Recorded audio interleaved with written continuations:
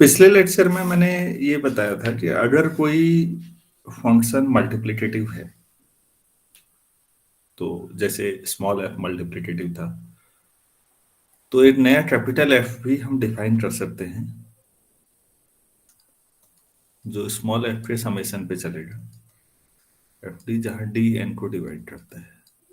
और हमने ये प्रूफ किया था कि कैपिटल एफ भी मल्टीप्लिकेटिव होगा अगर स्मॉल एफ मल्टीप्लिकेटिव हो गया है तो। ये समझ में आया था आप सब लोगों को? Yes yes sir. सर। अच्छा,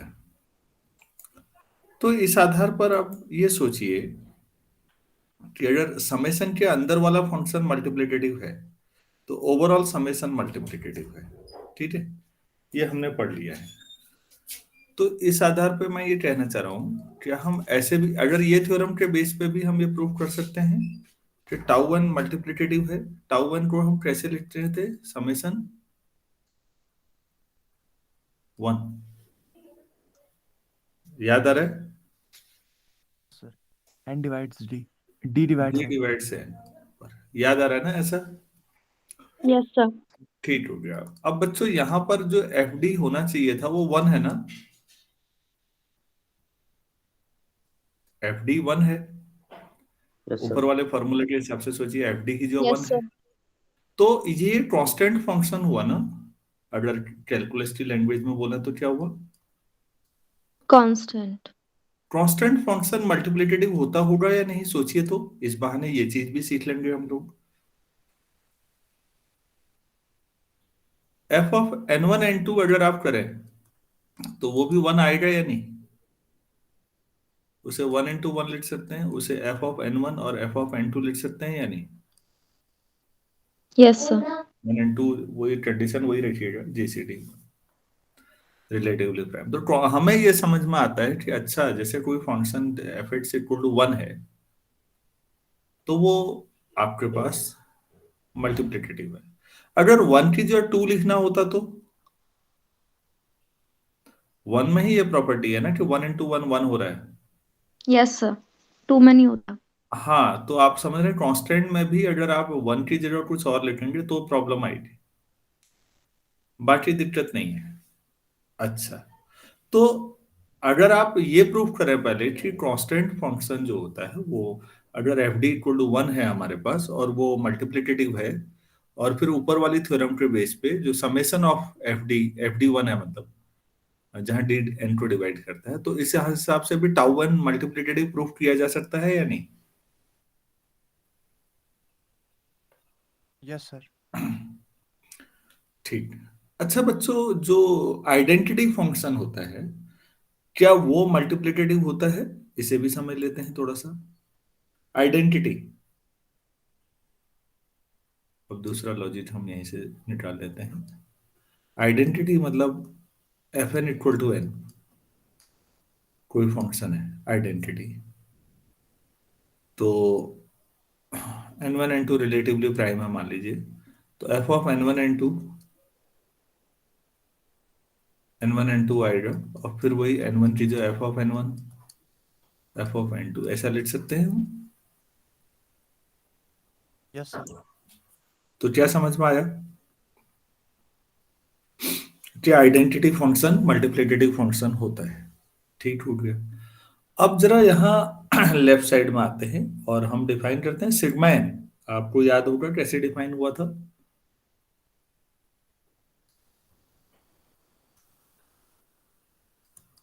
सारे डिवाइजर्स का सम, एन के सारे डिवाइजर्स का सम को मैंने डी लिख दिया है, तो वो डी जो है आप उसे एफ डी लिख सकते हैं, या एफ डी मतलब डी हो जाएगा। तो ये आइडेंटिटी फंक्शन है या नहीं? और मल्टीप्लिकेटिव है, तो इस आधार पे भी कह सकते हैं सिग्मा एन मल्टीप्लिकेटिव फंक्शन है। Yes sir. तो ये दूसरा तरीका हो गया बच्चों चीजें प्रूफ करने का। आप ऊपर वाली थ्योरम को अगर समझ पाए, कल वाली, तो उस आधार पर भी आप टाउ वन और सिग्मा एन को मल्टीप्लिकेटिव प्रूफ कर सकते हैं, और ये अच्छा तरीका है। यहाँ पर आपको f d equal to one ले लीजिएगा एक, और वो आपका कांस्टेंट होने की वजह ये वो बन जाएगा मल्टीप्लिकेटिव, और आइडेंटिटी भी मल्टीप्लिकेटिव होता है। चीजें आप ऐसे भी कर सकते हैं। ठीक हो गया। कुछ एक्सरसाइज के क्वेश्चन शुरू करते हैं हम।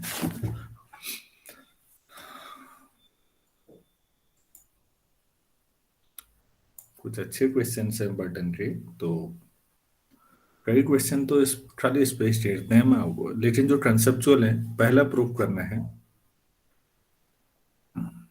Prove that tau n is an odd integer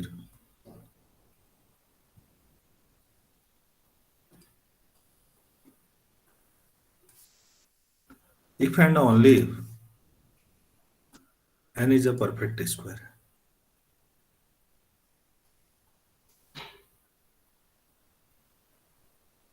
अच्छा,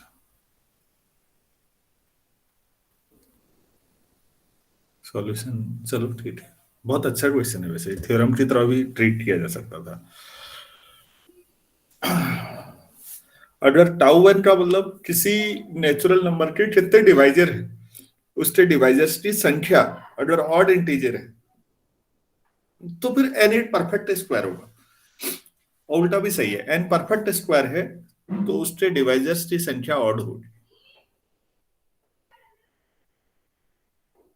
ऐसा कह रहे हैं। परफेक्ट स्क्वायर समझते हैं ना बच्चों, 1 square 2 square 3 square 4 square and so on. Yes, sir. तो ठीक है, देखते हैं फिर इफ पार्ट में। लेट एन 1 से बड़ा है और एन कोई नेचुरल नंबर है such that tau n equal to odd integer.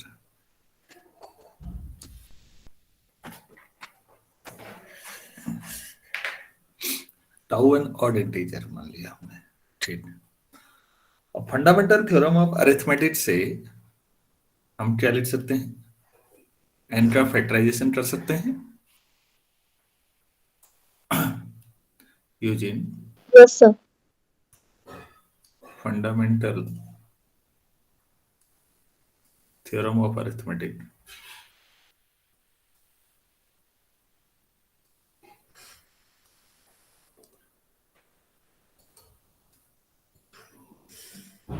N equal to p1 की पावर मान लीजिए k1, p2 की power k2 and so on, pr की पावर kr। ये आया, ठीक हो गया। अच्छा, तो टाउ एन अब निकालें तो हमने पढ़ा है टाउ एन कितना होगा, k1 प्लस 1 k2 प्लस 1 बच्चों, टोटल डिवाइजर्स की संख्या kr प्लस 1 होती है। और ये क्या है, आप कह रही थी ऑड, ये ऑड है तो इसमें हर एक फैक्टर ऑड होगा या नहीं, हर एक ब्रैकेट, अगर एक भी ब्रैकेट इवन होगा तो प्रोडक्ट पूरा इवन हो जाना चाहिए था। Yes, sir. Yes, sir. तो ईच मैं क्या कहूं यहाँ पर, ईच ब्रैकेट या ईच के आई प्लस 1 इज ऑड इंटीजर, ऐसा लिख दूं। Yes, sir. हर एक जो होगा के आई ये ऑड हो जाएगा, हर एक के आई प्लस 1 ऑड होगा तो ईच के आई इज क्या, Even. Even. Even integer. तो मैं के आई को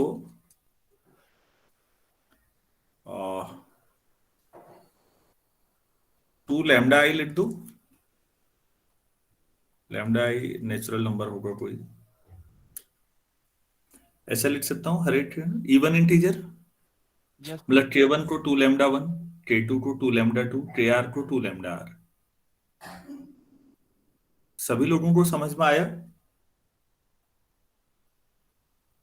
Yes, sir. तो फिर बच्चों इक्वेशन 1 से फ्रॉम 1 एन इक्वल टू क्या हो जाएगा, P1 की पावर K1 मतलब 2 लैम्डा 1 से लेके PR 2 लैम्डा R। तो क्या मैं इसे होल स्क्वायर बना सकता हूँ P1 की पावर लैम्डा 1 का, ऐसे लेकर यस सर। अंदर लीजिए P1 की पावर लैम्डा 1 से लेकर PR की पावर लैम्डा R का होल स्क्वायर हो गया। तो n किसी का होल स्क्वायर है तो n परफेक्ट स्क्वायर है या नहीं? Yes sir. Sir. Yes, sir. तो this implies n is a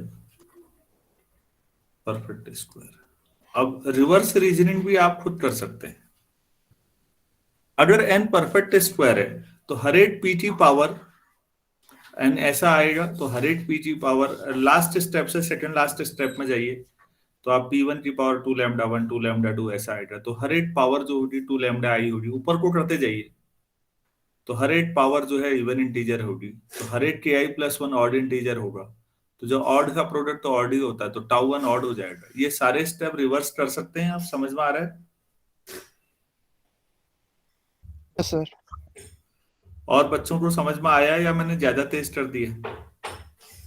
Yes sir, आ गया। Yes, sir. अच्छा, तो बच्चों अगर कभी भी कोई नेचुरल नंबर परफेक्ट स्क्वायर है तो उसके डिवाइजर्स की संख्या ऑड इंटीजर होगी, और उल्टा भी सही है, अगर टाउ 1 ऑड है तो वो परफेक्ट स्क्वायर हो। ये बड़ा अच्छा रिजल्ट मिल गया, कैरेक्टराइजेशन हो गया एक तरह से परफेक्ट स्क्वायर का इस बहाने। चलिए ठीक है, अब हम आगे बढ़ते हैं, एक इसी तरह का दूसरा रिजल्ट करते हैं। तो इसका रिवर्स पार्ट मैंने नहीं किया है लेकिन समझा दिया है, आप कर सकते हैं अब उसको।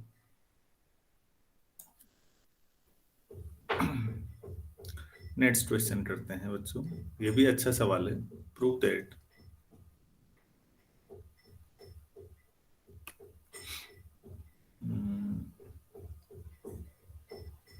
summation d divides n और 1/d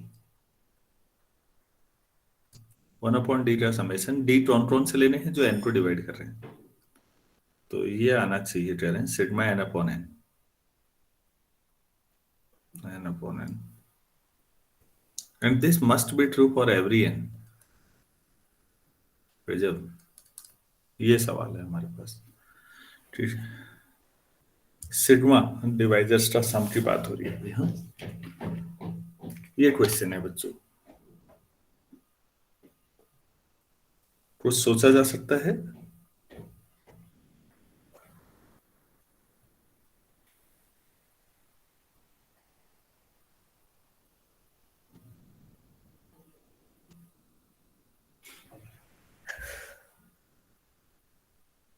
हम्म,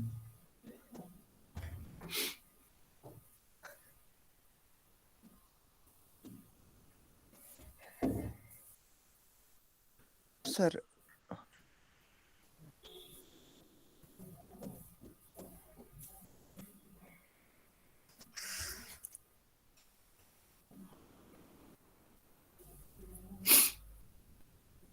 अच्छा, तो हम इसको कैसे करें, सोचना। n के डिवाइजर, अच्छा, d डिवाइड्स n, ठीक है ना?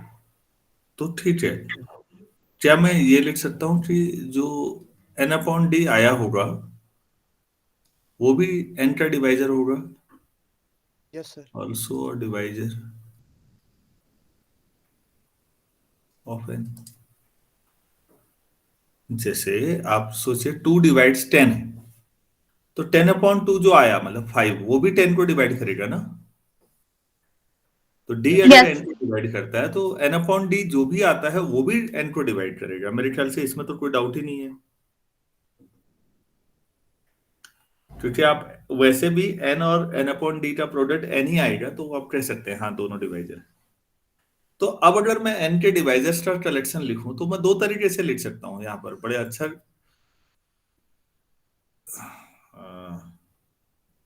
So the set of divisors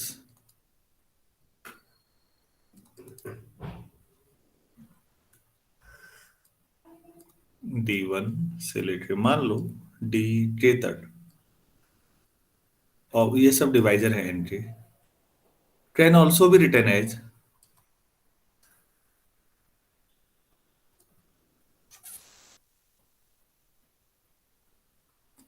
N/D1 से लेके N/DK। लिख सकता हूं या नहीं? Yes sir. तो बच्चों ये N/DI जो नीचे वाले हैं ये सब वही ऊपर वाले ही हैं, ऑर्डर आगे पीछे होंगे। वहां का जो पहला D1 था तो वो आगे कहीं यहाँ मिलेगा बीच में, इस तरह से होगा। ये बात समझ में आ रही है? तो सारे डिवाइजर्स का सम का मतलब D1 D2 D3 DK, और या फिर ऐसा नीचे वाला भी लिख सकते हैं ना? Yes sir. So sigma n आप दो तरीके से लिख सकते हैं, नहीं सारे डिवाइजर्स का सम, D1 से लेके DK, या फिर N/D1 से लेके N/DK। क्या आप लोग ये समझ पाए? Yes sir. अच्छा, तो हो गया फिर। अगर भाई इतना ही समझना था बच्चों, क्योंकि sigma n n times 1/D1 plus 1/DK, तो सिग्मा n अपॉन n क्या आ गया? समेशन ऑफ वो सारे d जो n को डिवाइड करते हैं। प्रूफ हो गया या नहीं? मैं कल देख रहा था और मतलब बढ़िया है सवाल। अरे भाई समझ में आया कि नहीं आया? यस सर आ गया। Yes, sir. अच्छा, चलो हम आगे बढ़ते हैं।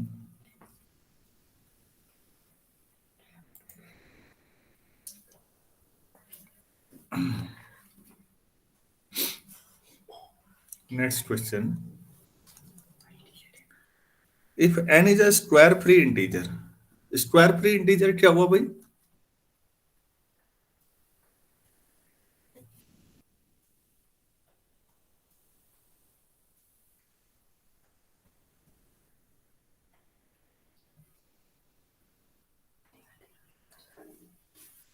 Then prove that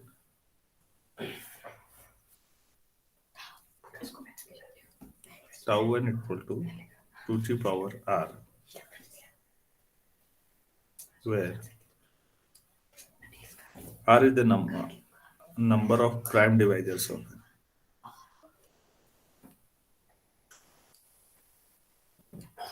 r is the number of prime divisors.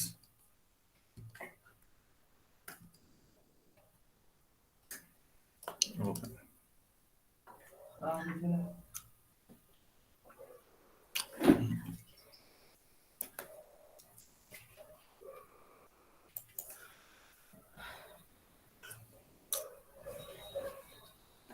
हाँ पिला दे, पिला दे। वो वाला गुड़ निकालो यार, वो जो लाइट। तुम लोग यहाँ अल्लाह मत मसाना। हाँ जल्दी जाओ फिर। तो बच्चों स्क्वायर फ्री इंटीजर समझ में आता है या नहीं आता, पहले ये तो बताओ। तो सर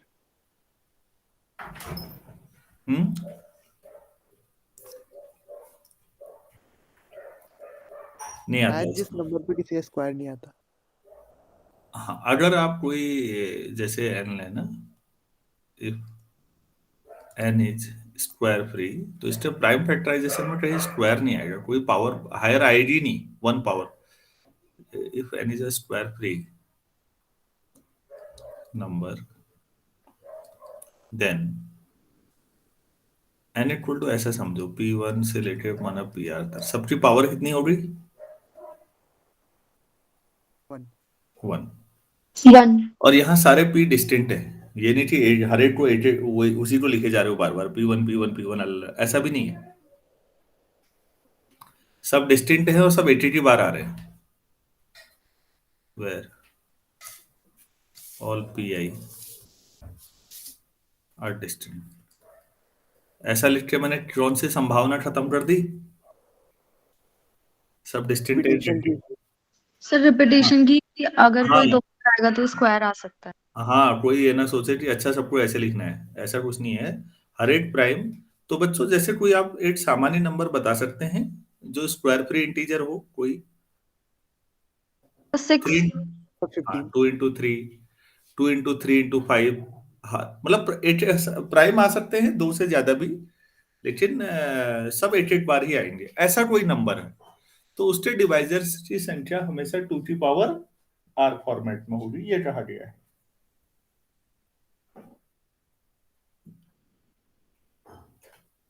इसको थोड़ा यहां रख दो।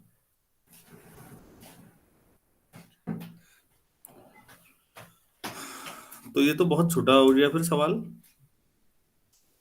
आप लोग सोच पा रहे हैं इसका आंसर अब? कुछ है ही नहीं करने के लिए। तो टाउ 1 क्या होगा भाई आपके हिसाब से? p1 की पावर है 1+1, 1+1, 1+1, सब चीज भाई यही तो आता था। Yes sir. ये सर कितनी बार हो गया? 8 टाइम्स। r times. तो यार ये तो ओरल सवाल हो गया, 2 2 2, 2 की पावर r। तो उससे डिवाइजर्स की संख्या ऐसी ही आएगी बस। जहां r क्या है, आपने जो ऊपर लिखा है क्या वो जस्टिफाई हो रहा है? r सवाल में जो लिखा था, नंबर ऑफ प्राइम डिवाइजर्स जितने होंगे उनकी संख्या। Yes sir. तो ये ओरल क्वेश्चन था एक तरह से, लेकिन ठीक है, हम लोग पहली बार पढ़ रहे हैं, और कोई ढंग की इंडियन बुक है भी तो नहीं जिससे नंबर थ्योरी पढ़ी जा सके।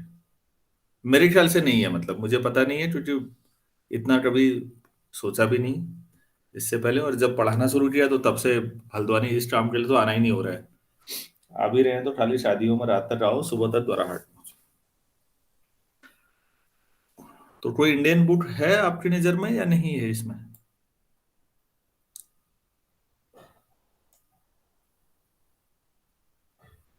ये बटन ही चल रही है। एक थॉमस क्रोसी भी है वैसे।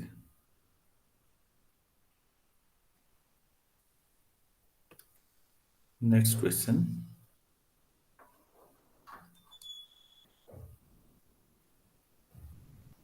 If n equal to p1 की पावर k1, p2 की पावर k2, प्राइम फैक्टराइजेशन कर रखा है, pr की power kr, then prove that, मतलब प्राइम फैक्टराइजेशन करके दे रखा है उन्होंने, तो आपको प्रूफ करना है 1 से छोटा होता है n अपॉन सिग्मा n, और उससे छोटा होता है 1 minus 1 upon p1, and so on 1 minus 1 upon pr। इन सब का प्रोडक्ट से बड़ा n अपॉन सिग्मा n होगा और उससे बड़ा 1 होगा, मतलब ये सब इस ऑर्डर में आएंगे। ये प्रूफ करना है।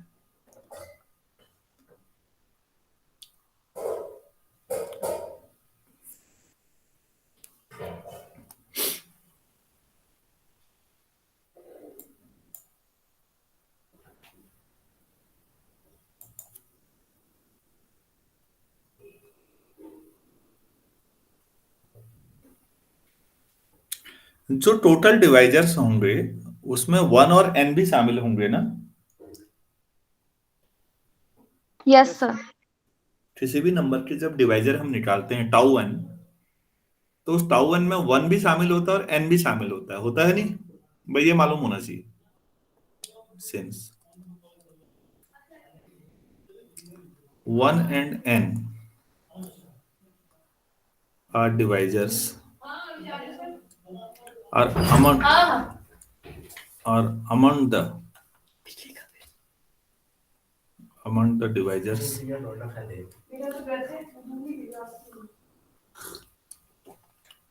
ये दरवाजा बंद कर दो यार। डिवाइजर्स ऑफ n, तो बच्चों जो सारे डिवाइजर्स का हम लोग सम निकालते हैं ना, सिग्मा एन अगर मैं निकालूं तो वो 1 + n से तो ज्यादा ही होगा ना, या बराबर भी हो सकता है प्राइम हो तो।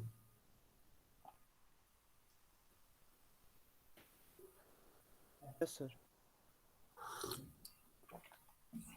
क्लियर है या नहीं, ये बात बताइए। Yes sir. मैं रिपीट कर रहा हूं, कोई भी नंबर लीजिए, उसके बहुत सारे डिवाइजर होते हैं नॉर्मली। अगर वो प्राइम भी है तो 1 और n ही होंगे। तो डिवाइजर्स का जो सम होता है या तो वो n+1 होगा या उससे ज्यादा ही होगा, क्योंकि और भी डिवाइजर आते हैं। अगर आप ऐसा सोचें तो इससे छोटा n हुआ या नहीं, तो आपने एक तरफ का रिजल्ट तो आ गया है। आपने कहा कि हाँ sigma n is greater than 1, नहीं ग्रेटर देन n, तो n/σn क्या होगा फिर?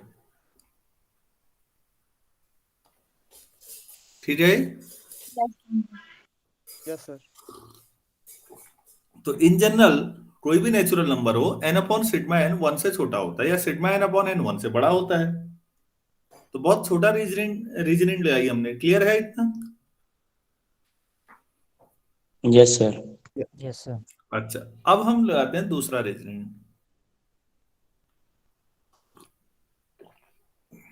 अब हमें n/σn से भी छोटा लाना है।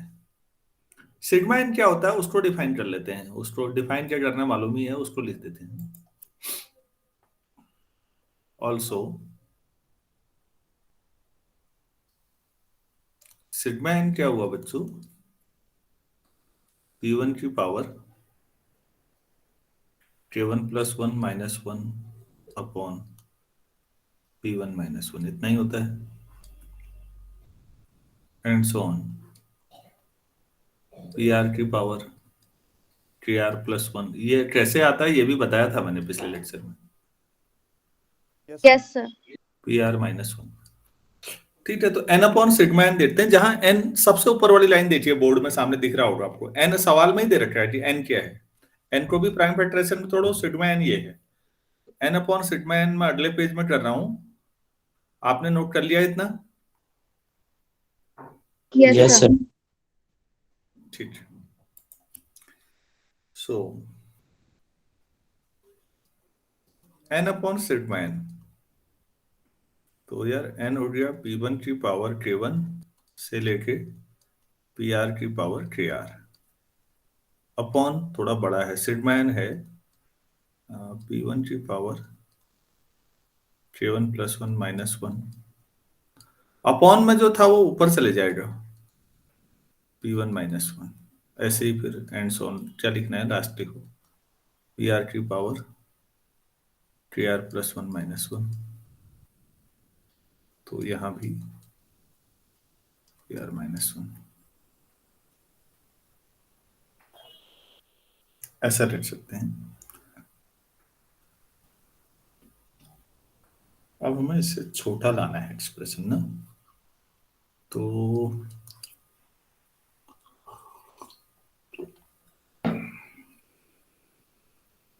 और डिनोमिनेटर हटाना है।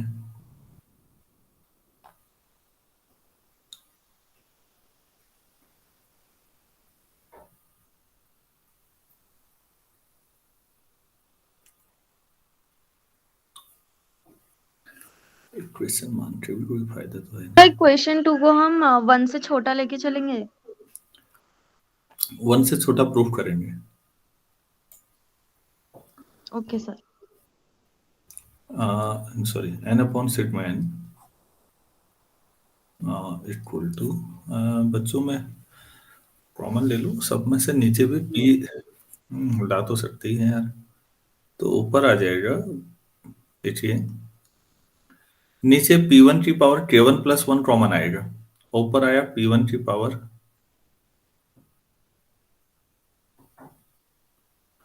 ऊपर से तो P1 PR कॉमन ले ले तो, और फिर नीचे ले आएंगे तो ये 1 से कम आ जाएगा इनका सम। हाँ हाँ, एक मिनट, p1 - 1 से लेके pr-1 ये तो रहेंगे ही। और नीचे क्या कॉमन आ गया, 8 p1 बचेगा ना। Yes sir. P1 की पावर ऊपर K1 है, नीचे K1 प्लस 1 कॉमन आएगा, तो 8P1 बचेगा, 8P2 8PR बचेगा। हाँ ठीक है, 1 माइनस 1 अपॉन P1 की पावर K1 प्लस 1 से लेके ठीक हो रहा है, 1 माइनस 1 अपॉन PR की पावर KR प्लस 1। बच्चों मैं साफ लिख पा रहा हूँ, मैं कभी जो छोटा मुझे लगता है मैं छोटा लिख दे रहा हूँ कभी, आपको दिक्कत होती है आप कहिएगा कि हमें नहीं समझ में आ रहा है। अच्छा हाँ, 8 और डिवाइड कर सकते हैं ऊपर, तो भाई n अपॉन सिग्मा n हमारे पास आ गया 1 माइनस 1 अपॉन P1 से लेके 1 माइनस 1 अपॉन PR, ये तो हो गया ऊपर, और नीचे 1 माइनस 1 अपॉन P1 की पावर K1 प्लस 1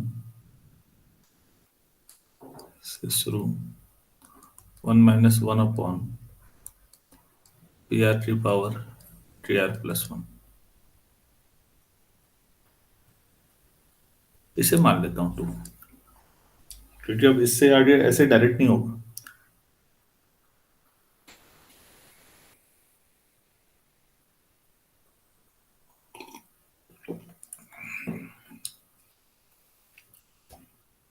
तो अब ये देखिए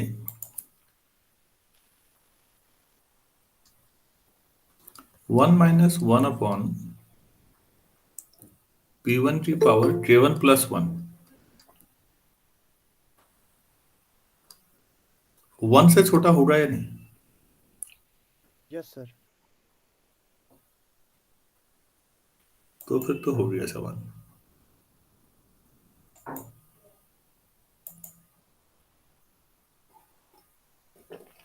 तो रेसिप्रोकल कर दें तो इनइक्वलिटी रिवर्स हो जाती है, यस सर। तो 1 अपॉन 1 माइनस 1 अपॉन, अरे यार 1,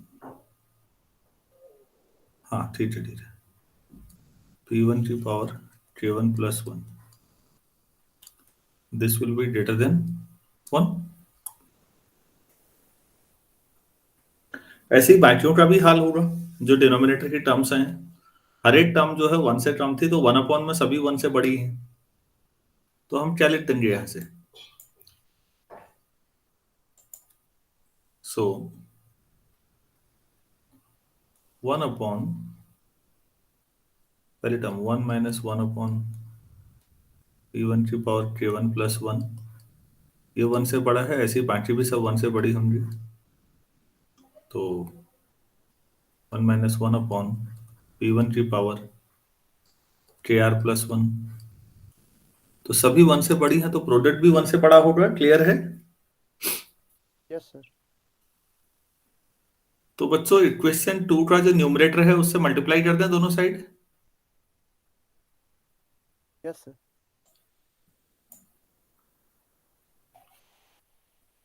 तो दोनों side 1 minus 1 upon P1, 1 minus 1 upon PR से मल्टीप्लाई करते थे, डिनोमिनेटर ये है 1 माइनस 1 अपॉन P1 की पावर K1 प्लस 1 से 1 माइनस 1 अपॉन PR की पावर KR प्लस 1, तो ये किससे बड़ा हो जाएगा? 1 माइनस 1 अपॉन P1। P1, दोनों साइड किया है आपने इससे मल्टीप्लाई, 1 माइनस 1 अपॉन PR, ठीक है। तो बच्चों लेफ्ट हैंड साइड इक्वेशन 2 है n upon sigma n, yes sir. तो क्या मिल गया? n upon sigma n greater than 1 minus 1 upon P1 से लेकर 1 माइनस 1 अपॉन PR, थर्ड। अरे भाई क्लियर हुआ सबको? Yes sir.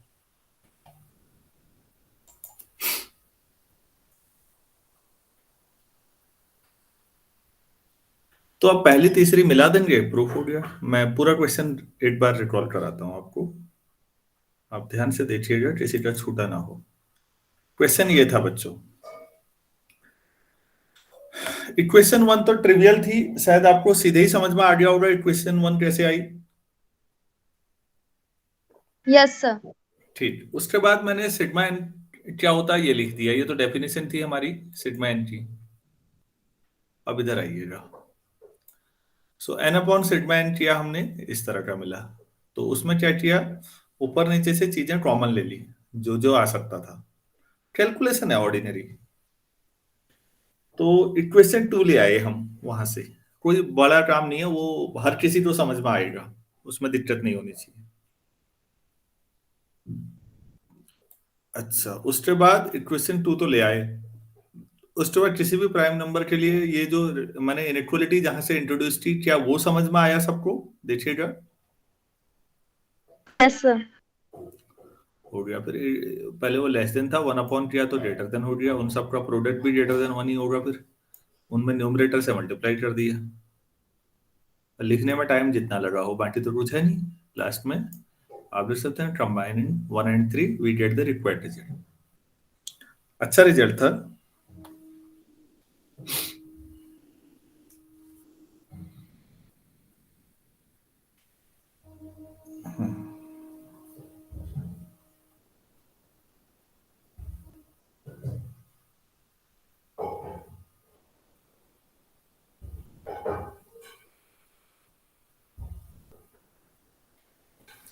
चलिए नेक्स्ट क्वेश्चन करें, फिर अगर सबको क्लियर हो गया तो।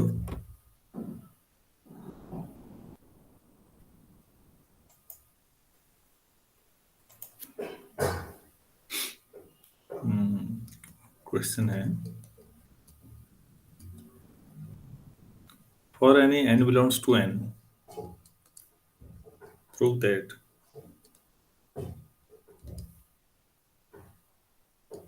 sigma of factorial n upon factorial n will be greater than equal to 1 plus 1 upon 2 plus 1 upon 3 plus and so on 1 upon n.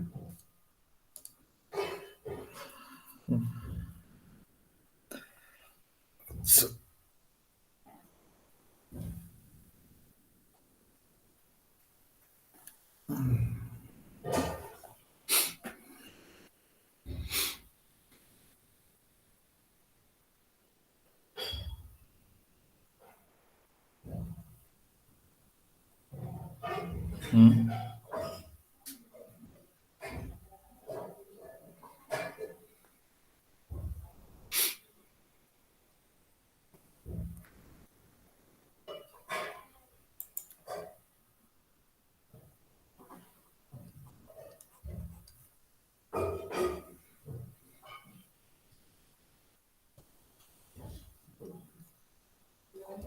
दो स्टेप में तोड़ देता हूं मैं। स्टेप 1 में बच्चों, sigma n upon n equal to summation 1 upon d over those d which divide n। आपको याद है ऐसा? And this was true for every n belongs to n लिखा था मैंने। सर तो आप पहले स्टेप में पहले इसे करेंगे, ठीक है? यही प्रूफ करना मेन है। अच्छा बच्चों, ये रिजल्ट हर नेचुरल नंबर के लिए सही है, तो फैक्टोरियल n भी तो नेचुरल नंबर ही होता है, यस सर तो उसके लिए भी सही होना चाहिए। Yes sir. Since factorial n is also natural number, so उसके बाद आप ये स्टेप 2 आपका इससे आगे ये चलेगा फिर। तो sigma of factorial n upon factorial n equal to d divides factorial n, उन सब पे सम। तो आप इसे क्या लिखेंगे, 1 डिवाइड करता है फैक्टोरियल n को, n कोई अगर बहुत बड़ा नंबर आप सोचें तो उसको 2 भी डिवाइड करेगा, तो 1 अपॉन 2,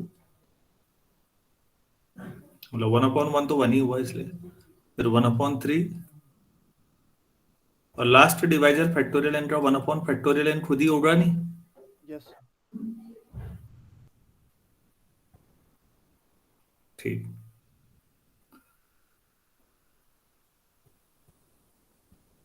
तो हो गया फिर ये।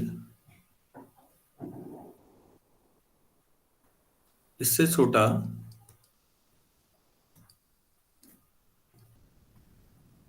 कहीं 1/n आएगा? फैक्टोरियल एन में एन आएगा नहीं आएगा कहीं? Yes sir.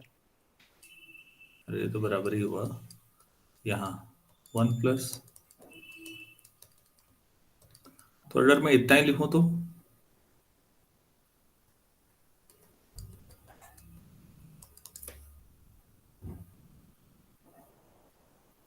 क्यों भाई, मैं समझा पाया इसको? देखिए तो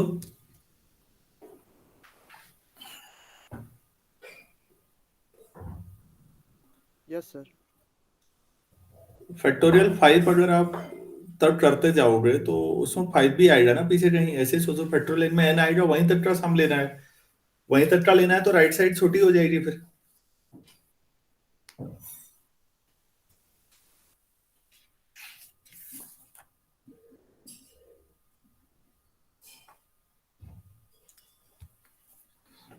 बच्चों क्लियर हुआ है? Yes sir.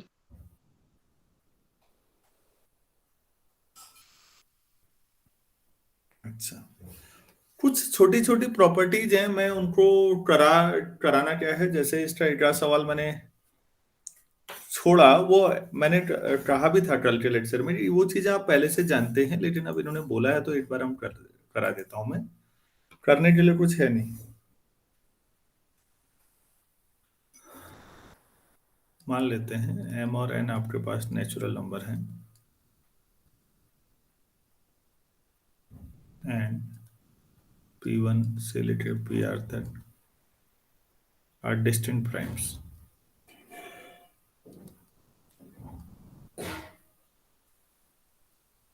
Primes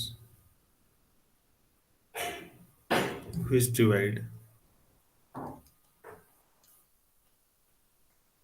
at least one of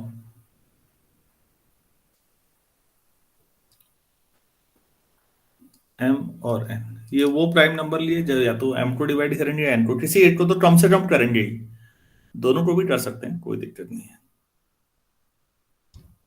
ठीक हो गया, तो फिर देन m इक्वल टू हमने ऐसे लिखा P1 की पावर K1 से लेकर PR की पावर KR तक,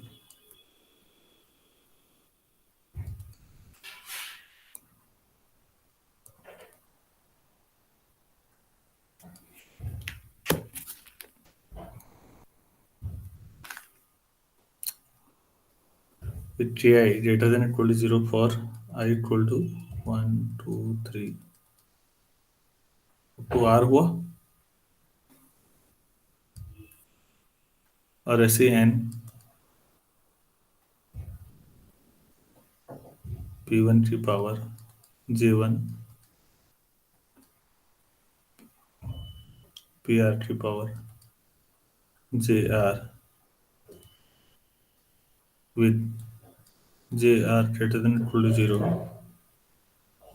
और इसको R की जो एंड्स ऑन कर दें,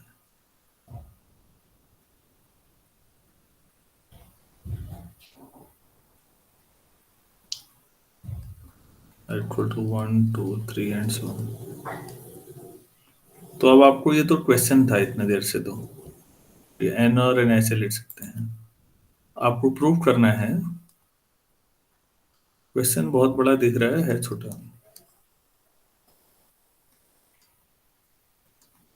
GCD ऑफ mn, GCD निकालने का तरीका P1 की पावर U1 PR की power UR, where UI equal to minimum of KI JI और second LCM of Mn equal to P1 to power V1 PR to power VR, where Vi equal to maximum of Ki Ji.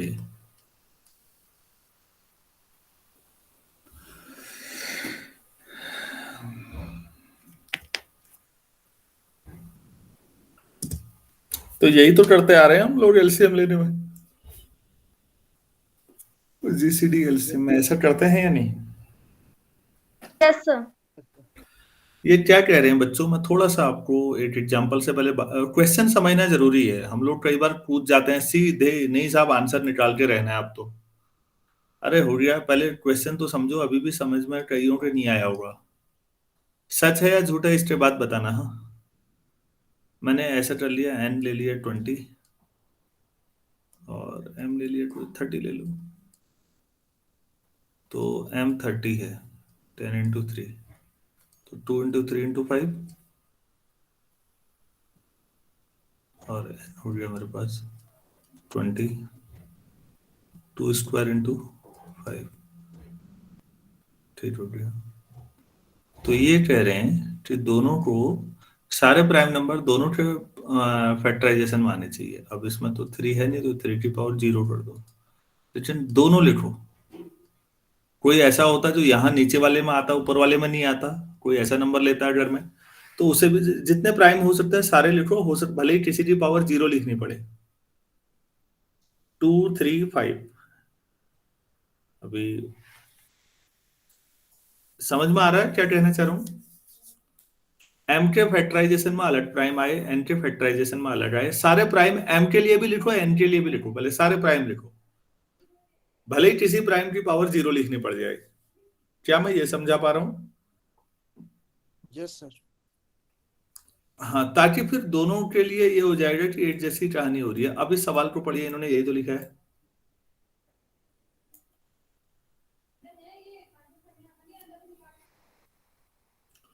m में भी वही दिख रहे हैं आपको, p में भी, P1 से PR तक ना।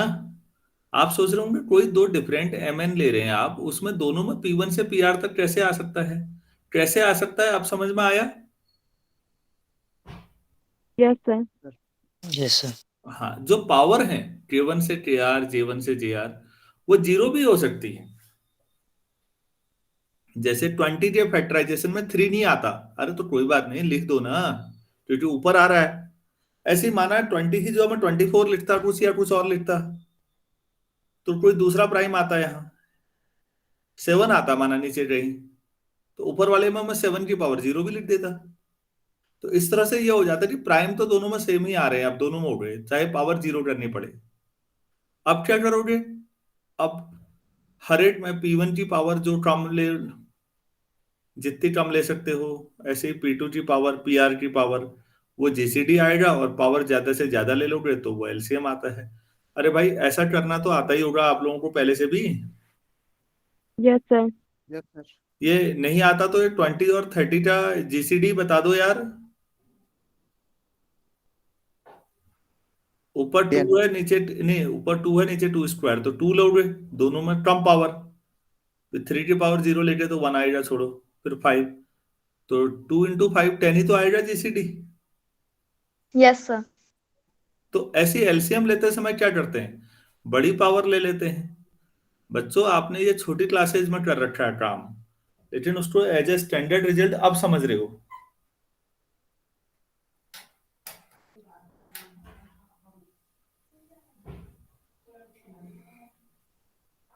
तो कैसे प्रूफ करोगे इसे?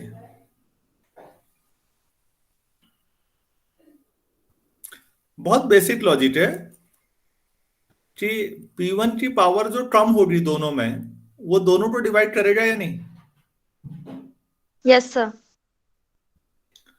P1 की जो मिनिमम पावर वाला होगा, जैसे यहाँ 2 है, नीचे m और n 30 और 20 में देखो 2 और 2 स्क्वायर आया। अब 2 स्क्वायर ऊपर वाले हो तो डिवाइड नहीं करेगा, लेकिन कम पावर वाला 2 है तो 2 तो दोनों को करेगा ना। ऐसे ही समझो, ऊपर थ्योरम में P1 की पावर K1 और J1 में जो मिनिमम होगी वो नंबर M और N दोनों को डिवाइड करेगा। Yes, sir. यही काम P2 के लिए, यही PR के लिए है। तो ओवरऑल जो आ जाएगा वो दोनों को डिवाइड करेगा, और ये सबसे बड़ा डिवाइजर होगा या नहीं जो दोनों को करे? Yes, sir. तो ये GCD है।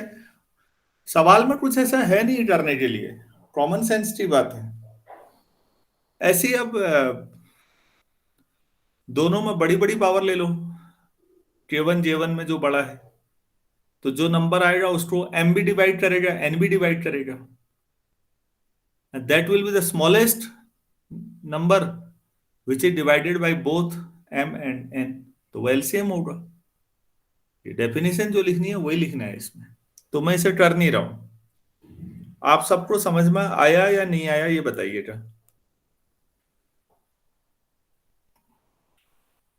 Yes, sir. आ गया। ठीक है, ये 7th 8th में करते थे मेरे ख्याल से LCM GCD निकालने के लिए तरीका। प्राइम नंबर में तोड़ो और पावर देख लो, तो ये वही है। मैंने पहले भी कहा था ये चैप्टर काफी, आप इसमें बहुत सारी व्यावहारिक चीजें सीखेंगे, और मुझे लगता है प्रैक्टिकल लाइफ से रिलेटेड भी हैं चीजें जो डायरेक्टली एप्लीकेबल हैं। अभी लगेगा इसमें समय 1 या 2 दिन, ये तब पूरा होगा। फिर नेट से इस पे मोबियस इन्वर्जन फॉर्मूले पे जाने हैं। चलिए आज इतना ही करते हैं। यहां तक नंबर थ्योरी में किसी को कोई प्रॉब्लम है तो बोलिएगा प्लीज।